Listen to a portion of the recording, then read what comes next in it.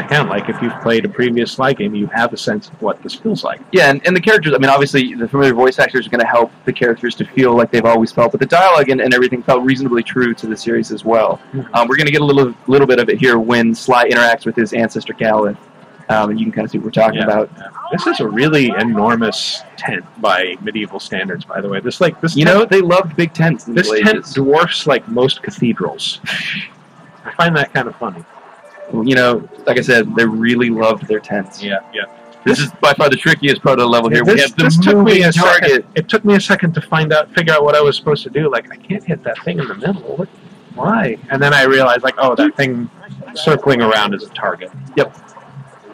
And Sly is, of course, agile and adept and able to cross with no problem, no issue. And I do remember they took pains to point out that the ropes are fireproof, so you don't have to worry about them burning away. Yes. Thank you, Bentley. He's like your Q. Yeah. Like James Bond. Mm-hmm. And we made it! Yay! And we've changed our clothes.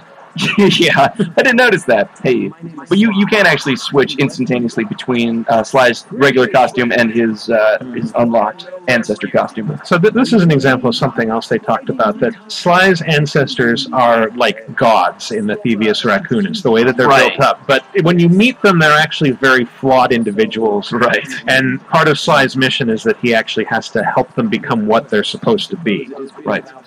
It's very, very Back to the Future. You know, he's got to get his dad together with his mom, that kind of thing. Yeah, make history right. He's got to convince Sir Gallup to be a heroic knight instead of a loser jester. Yeah.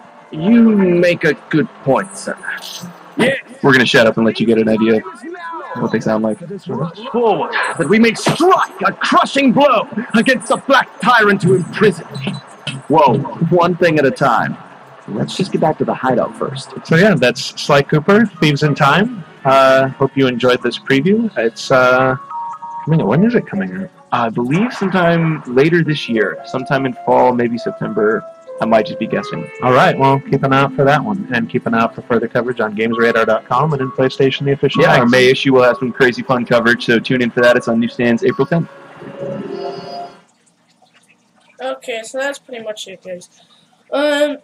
And I just wanted to be pointing out a little bit one more thing, is that I believe this is going to be my last video thing about the previews, but if you go on my Facebook fan page, I think there's one more which you might like. I can't remember who's interviewing, but I think it's like the first hands-on whatever thing. And then that's pretty much it. I will also be doing my drawing video today, I promise, and I guess that's it. Oh, and at GDC this year, Shinzaru is obviously going to be there. So, March 5th through the 9th is when GDC is going to happen. So, in 2 days. So, if they have, like, coverage or something, I don't know, like, maybe a little video or something, I will be posting that in 2 days. If they don't, I'll just stay in touch with them and stay in contact with me, and I will post as many videos as I can about Sly Cooper. And thanks for watching. Sly Cooper FTW 24/7 signing off.